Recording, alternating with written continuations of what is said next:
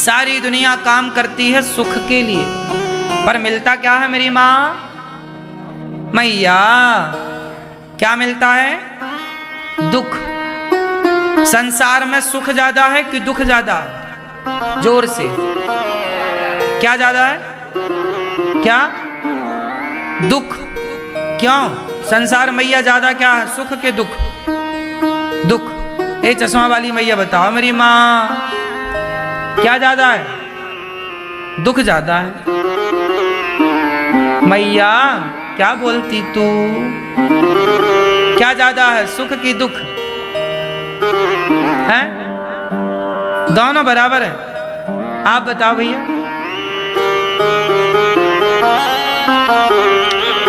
भैया आप बताओ, संसार में सुख ज्यादा है कि दुख? आपसे पूछ रहे हैं। हाँ काली मूंछों वाले भैया बताओ, क्या ज्यादा है? दुख। आप लोग कह रहे हैं संसार में दुख ज्यादा है, लेकिन आप जो कह रहे हैं ना ये सही नहीं है उत्तर। संसार में दुख ज्यादा नहीं है। बताओ क्या दुख है आपको? क्या दुख है? बढ़िया खा रहे हो, कमा रहे हो, हंस रहे हो, पांव से चल रहे हो, आंखों से देख रहे हो। दुख तो कभी कभी आता है ना, कभी कभी आप बीमार होते हैं, कभी कभी घर में कोई दुख तकलीफ आती है, वरना सारे दिन तो सामान्य बढ़िया चलते हैं ना। कह लो क्या कहते, बढ़िया चल रही है जिंदगी, हम बड़े सुखी हैं। दुख के दिन तो, संकट के दिन तो, संकट के बादल कभी कभी ना आते हैं मेरी माँ। कभी तुम्हारे बेटे की तबीयत खराब होती है, कभी तुम्हारे पाँव में हाथ में दर्द होता है, कभी तुम्हारे घर में पैसों की दिक्कत खड़ी हो जाती, कभी कभी ना होता है। रोज रोज तो बढ़िया होता है सब। बोलो हाँ। मतलब आपके जीवन में क्या ज्यादा है? सुख। लेकिन गाना क्या गा रहे हैं? नहीं दुख ज्यादा, दुख ज्यादा, इसलिए दुखी हो।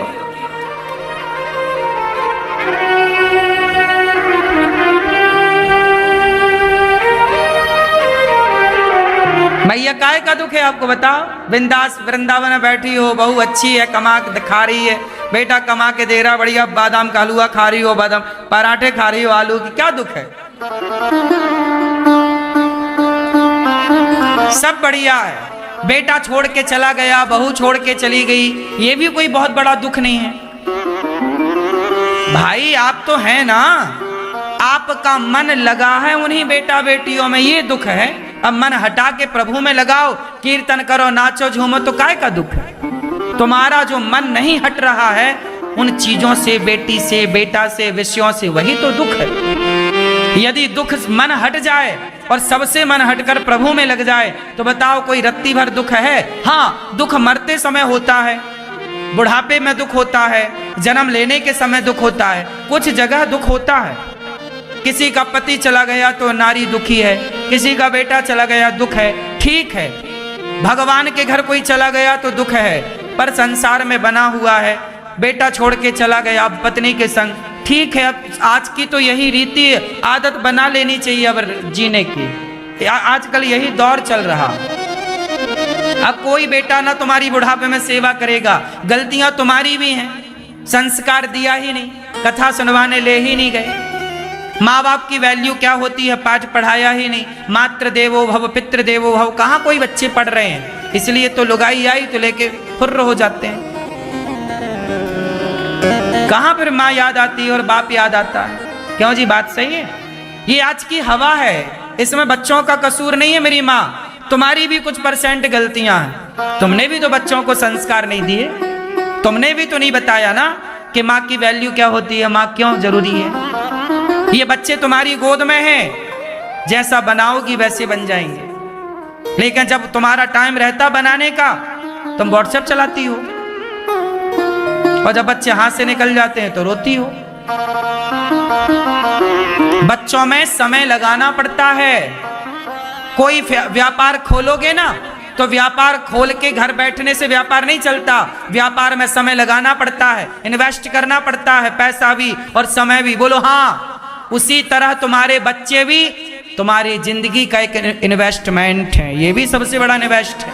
बच्चे मतलब इन्वेस्ट, उन्हें समय दो, उन्हें खूब तरीके से पढ़ाओ, स्कूल के भरोसे नहीं, घर में बिठाओ। बेटा आज क्या पढ़े? सुनो, देखो गीता में क्या लिखा, पढ़ो गीता पढ़ो, रामचरितमानस में देखो क्या लिखा। अच्छी कथाएं सुनाओ, बच्चे का हाथ पकड़ो, चलो वृंदावन चलते हैं, चलो कथा सुनते हैं। कथा बचपन से सुनेंगे तो बचपन से जानेंगे कि माँ भगवान होती है, बचपन से जानेंगे कि बाप मातृदेवो भव पितृदेवो भव। अब तुमने कभी सत्संग कराया नहीं, तुम कभी बच्चों का हाथ पकड़ के सत्संग में नहीं ले गई, और तुम्हारा बच्चा नहीं जाता था तो 4 थप्पड़ जमा के ले जाती ना। तुम तो माँ हो ना, तुम्हारे बच्चे तो वहीं जाएंगे जहां तुम चाहोगी। लेकिन जब बच्चे मानते हैं तब तुम्हारी अक्ल की आंख खुलती नहीं है, अक्ल की दाढ़ निकलती नहीं है। और जब बच्चे हाथ से चले जाते हैं, अर्थात जवान, हे मैया अब तू नहीं कह सकती, एक टाइम बाद बच्चे तो आंख दिखाने लग जाते हैं। वो बच्चे आंख दिखाने लग जाए उसके पहले तुम डुबा दो सत्संग के सागर में, संस्कारों के सागर में। क्या मजाल के तुम्हारे बच्चे भटक जाएं। बाकी फिर ईश्वर की मर्जी है, लेकिन आपका पूरा प्रयास तो होना चाहिए। वो माँ बाप बहुत समझदार हैं जो बच्चों का हाथ पकड़ के कथा में ले आते, चलो 7 दिन वृंदावन रहेंगे, चल बेटा कथा सुनो, देखो गौरी गोपाल आओ, दर्शन कराओ वृद्ध माओ का बच्चों से, देखो बेटा कैसे माएँ यहाँ रहती हैं, बच्चे छोड़ देते हैं। उन बच्चों के अंदर ये आएगा कि मैं अपनी माँ को कभी ऐसे नहीं छोड़ूंगा। तुम घुमाने कहाँ ले जाती हो? फिल्म दिखाने ले जाती हो। मुन्नी बदनाम हुई, शीला की जवानी तो चढ़ गई जवानी, अब और दिखाओ मुन्नी बदनाम हुई।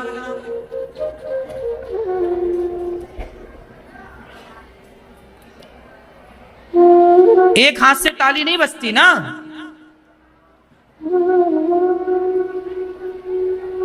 गलती यदि औलाद की है तो माँ बाप की भी कम नहीं है।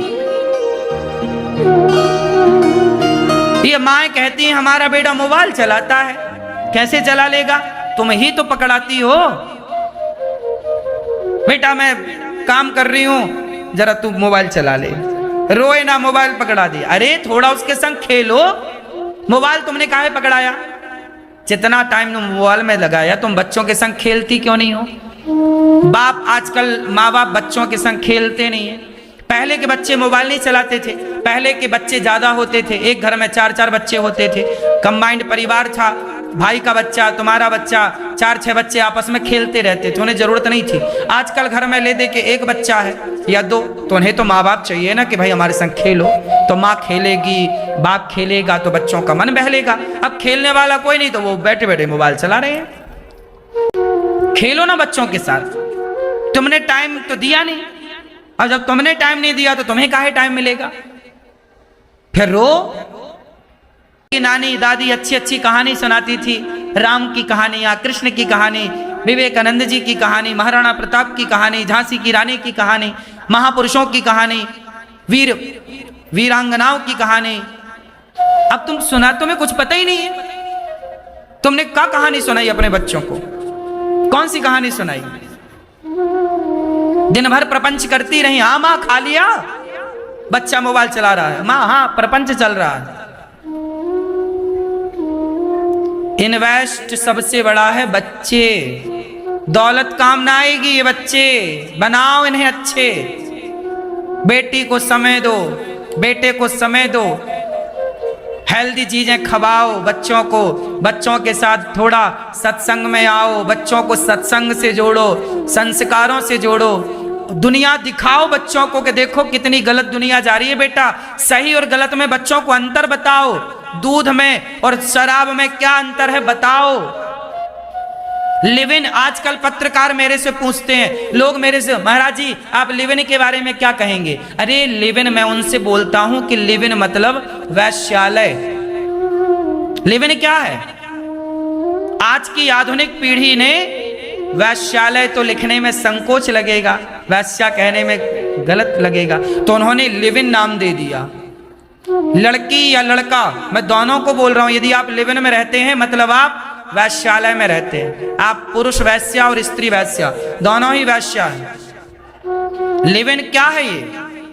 ये वैश्याओं का कल्चर तुमने अपना लिया। अब तुम्हारी छोरियों को, तुम्हारे छोरों को वैश्या बनना है तो बने। लिव इन मतलब क्या है आप लोग बताओ? शादी के पहले पराई स्त्री के संग रहना क्या बोलते गांव में? ये महिला क्या हो गई? बोलो। मैं तो गांव का आदमी हूं ना, गांव की सीधी बात करता हूं। हमारी सामान्य भाषा में ऐसी स्त्रियां जो विवाह के पहले किसी मर्द के संग रह लें, पति के अतिरिक्त किसी और पुरुष से संबंध बनाए, उस स्त्री को आप क्या क्या बोलते हैं? बोलो। नहीं बोला जा रहा है? इन्हीं को वैश्या कहते हैं मैया, हाँ या ना? और आजकल के छोरा छोरी इस वैश्यालय में रहने के लिए तड़प रहे हैं, इसे वो अपना तीर्थ मान रहे हैं। आज की युवा पीढ़ी तो लिव इन को अपना तीर्थ मानती। अब देखो, तुमने क्यों नहीं बताया कि यह वैश्यालय है, ये गलत है? क्यों नहीं बताया कि ब्रह्मचर्य क्या होता है? क्यों नहीं बच्चों को ब्रह्मचर्य का पाठ पढ़ाया आपने? क्यों नहीं तुमने पढ़ाया कि बेटा संसार की हर लड़की तुम्हारी बहन है, हर स्त्री तुम्हारी मां है? गलत नजर से ना देखना बेटा, ये गलत होता है। कौन मां पाठ पढ़ा रही है कि बेटा ये गलत है? तुम्हें तो बस बेटा पैसा कमाओ, पैसा पैसा कमाने चला गया लुगाई को लेके। अब तुम रो रही हो कि बेटा चला गया। ठीक चला गया। तुमने कब संस्कार दिए? तुमने कब पाठ पढ़ाया? अच्छे पाठ कब पढ़ाए? तुमने भी तो पैसा कमाने का पाठ ही पढ़ाया था ना, तो वो गया कहां है? पैसा कमाने चला गया। तुमने ये पाठ कब पढ़ाया कि माँ बाप के आशीर्वाद की कितनी जरूरत है? आशीर्वाद के बारे में पढ़ाया कभी कि बड़ों का आशीर्वाद ले लो बेटा? घर में दादाजी आए, पांव पड़ो। जब वो पांव घुटनों को छू रहा था, 4 थप्पड़ काहे नहीं मारे तुमने उसके गाल में? क्यों नहीं अपने बेटे को बताया कि पांव ऐसे नहीं पड़े जाते, सिर रख, माथे को रख, पांव में? तुम्हारे बच्चों को तुमने हौवा बना लिया, हौवा, जैसे तुम्हारी बस बच्चे हो। पांव पड़ना नहीं आता बच्चों को? बोलो हाँ। घुटने छूते हैं। अरे माँ को कैसे प्रणाम करना चाहिए ये तो अक्कल ले लो। बाप को कैसे प्रणाम करना चाहिए तो अक्कल ले लो। जो अपने माँ बाप का सगा ना हो सका, वो संतान किसकी सगी होगी? ये पाठ तुमने पढ़ाने भूल गए मेरी माँ। मैं तो कहता हूं कि सरकार स्कूलों में इतने सारे पाठ पढ़ाती है, सिलेबस रखती है, एक पारिवारिक सिलेबस भी रखे, एक परिवार का पाठ रखे, जिसमें बच्चों को यह पढ़ाया जाए कि तुम्हारा बाप बेटा कितनी मेहनत कर करके पैसा कमाता है, तब तुम्हारी पढ़ाई का पैसा जुटाता है। इसलिए बेटा अपने बाप का सदा सम्मान करना, यह पढ़ाना चाहिए स्कूलों में। तुम्हारी माँ ने कितना कष्ट सहा, तुम्हारी मालिश की। हर बच्चे को एक वीडियो स्कूल में दिखानी चाहिए कि माँ तुम्हारे लिए क्या क्या करती है। किसी की माँ बर्तन धुलती है, किसी की माँ दूसरे के घर में झाड़ू लगाती है कि मेरा बेटा पढ़ जाए, मेरी बेटी पढ़ जाए। ये सब बताओ बच्चों को, तब बच्चे माँ बाप का आदर करेंगे। उन्हें पता ही नहीं कि मेरी माँ करती क्या, उन्हें पता ही नहीं कि ये पैसा कहाँ से आता है, उन्हें लगता बस आता है ये 100 रुपए कहाँ से आता है। बच्चों को क्या पता ये 100 रुपए के लिए आदमी को कितना पसीना बहाना पड़ता है, औलाद को क्या पता। ये तुम्हारी माँ बर्तन धुलती है दूसरों के घर में, तब ये 100 रुपया कमा पाती है बेचारी। स्कूलों में एक पाठ होना चाहिए बाप के उपकार का, माँ के उपकार का, और हर लड़के के लिए एक पाठ होना चाहिए कि सदा नारी का सम्मान, नारी का सम्मान करना। बच्चों को स्कूल में पढ़ाते तो कभी बलात्कार ना होता इस देश में। जो पढ़ाना था वो तुमने पढ़ाया नहीं, अल्फाबेट अल्फाबेट पढ़ाते रहे। जो जरूरत है सब कुछ पढ़ाओ, लेकिन पारिवारिक आज हमारे देश में सबसे ज्यादा कौन बिगड़ रहा है? परिवार बिगड़ रहे हैं, रिश्ते बिगड़ रहे हैं, हाँ या ना? ये बहुत बड़ी समस्या खड़ी हो गई। हर बाप अकेला हो गया, हर माँ अकेली हो गई। कहां पूजेंगे वृद्धाश्रम? आने दो और 10 साल बाद सरकार को वृद्धाश्रम बनाने पड़ेंगे। हर चौराहे में एक बूढ़ा मिलेगा रोता हुआ, तुम्हें देख लेना। बच्चे छोड़ छोड़ के चले जाएंगे कमाने, और माँ बाप तड़पते रहेंगे चौराहों में, रोते रहेंगे। 10 साल बाद देख लेना हर गली मोहल्ले में तुम्हें एक बूढ़ा मिलेगा रोता हुआ। अभी भी मिल रहे हैं, कौन सा भी नहीं मिल रहे हैं। इसलिए बड़ों का सम्मान करना सिखाओ। स्कूलों में पढ़ाया जाना चाहिए पाठ। क्यों मेरी मां, सही है? एक पाठ पढ़ाओ, रिश्ते कैसे बेहतर बनाए, पति के साथ पत्नी के संग 2 बातें सुननी। हमारी पहले की माताएं छोरियों को बिठा के बताती थी, बेटा तुम ससुराल जा रही हो। आज मेरे से एक पत्रकार बहन आई, बोली महाराज जी हम पति को देवता क्यों कहें? हमने कहा ना कहो, राक्षस कहो, हम कहाँ परेशान हो रहे हैं। अब आजकल की छोरियां कहती हैं हम अपने पति को देवता क्यों कहें, पति को भगवान क्यों माने? कोई पति भगवान होता है? क्यों मेरी मां, पति को क्यों माना जाता है? बोलो बोलो मेरी मां, पति को क्या मानती हैं आप लोग? भगवान। और पत्नी को क्या मानते हैं? देवी, साक्षात लक्ष्मी है। भगवान नारायण का 24 अवतार में एक अवतार मोहिनी अवतार है। पत्नी भगवान का ही मोहिनी अवतार होती है। पत्नी भी भगवान है, पति भी भगवान है। लेकिन आजकल की छोरियां बोलती हैं पति को भगवान थोड़ी कहूंगी।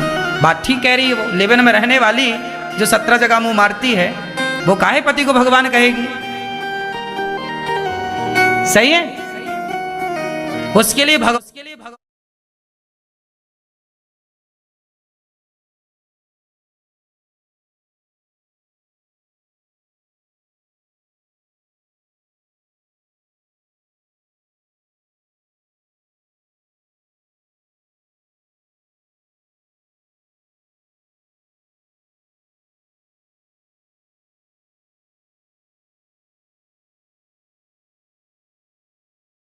भगवान है कि 2 कौड़ी का छोरा है।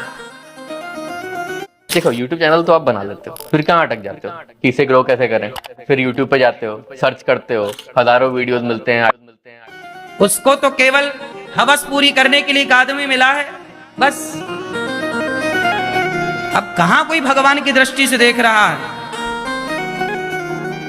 पूरी दुनिया में केवल भारत ऐसा देश है जहां पति को भगवान कहा जाता है और पत्नी को देवी कहा जाता है। बाकी दुनिया घुमाओ, कहीं आपको पति को भगवान,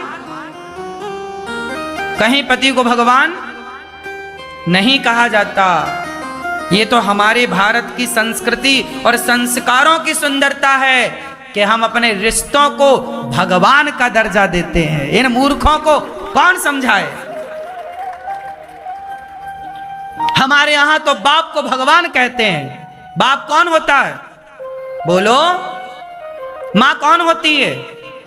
मां भगवान है। भगवान के मंदिर बाद में जाना, गंगा बाद में नहाना, पहले मां के पांव धो के पियो। मातृदेवो भव जननी जन्म भूमश्च स्वर्गादपि गरीयसी। मां भगवान है, कोई किंतु परंतु नहीं। बाप भगवान है, कोई किंतु परंतु नहीं। हमारे यहाँ रिश्तों को भगवान कहा जाता है। हम सनातनी कितने बड़े भाग्यशाली हैं। हम उस भारत भूमि पर जन्म लिए हैं, हम उस संस्कृति उस संस्कार में पले बढ़े हैं जिस देश में जहां रिश्तों को भगवान का दर्जा दिया गया। ये देश की सुंदरता है हमारी। अब आजकल के लोग क्या जाने, ये पाठ काश स्कूल में पढ़ाते तो कौन बेटा अपनी मां को घर से निकालता। आज पढ़ाई की जरूरत है रिश्तों के बारे में। क्यों, रिश्तों को भी पढ़ाने की जरूरत है कि नहीं? भूल गए बच्चे कि बाप क्या होता है। मां मछली का नहीं, मां माता का पढ़ाना चाहिए। क्यों? मां से मछली नहीं, मां से माता। बोलो हाँ। मां से मां माता का, मां मछली का नहीं, मां से माता पढ़ाओ। पा से पतंग नहीं, पा से पिता पढ़ाओ। पा पतंग का नहीं, पा से पिता पढ़ाओ। पढ़ाओ माता को, पढ़ाओ पिता को, पढ़ाओ रिश्तों को, तब रिश्ते बचेंगे। वरना देख लेना दुर्दशा तुम बूढ़ों की क्या होने वाली है। और दुर्दशा करने वाला कोई पड़ोसी ना होगा, पाकिस्तानी ना होगा, तुम्हारी औलाद होगी। सब खेल संस्कारों का है मेरी मां। समझ में आ रही है बात? इसलिए खूब ये इन्वेस्ट, बच्चों को पढ़ाओ, समय दो। मोबाइल वोबाइल नहीं, बच्चों को जो जरूरत है आप पूरी करो, उचित जरूरतें पूरी करो। पराई औरत पराया पुरुष गलत है बताओ, लिव-इन में रहना गलत है बताओ, सिखाओ। तुम्हें लाज आती है, कौन कहे महाराज जी ये बातें, नहीं कहने के चक्कर में तो वो सब करने लग गए। लाज शर्म में सब बताओ, खुल के बात करो बच्चों से कि बेटा ये सब गलत है, ये सब सही है, सही बताओ गलत बताओ। बोलिए सियावर रामचंद्र की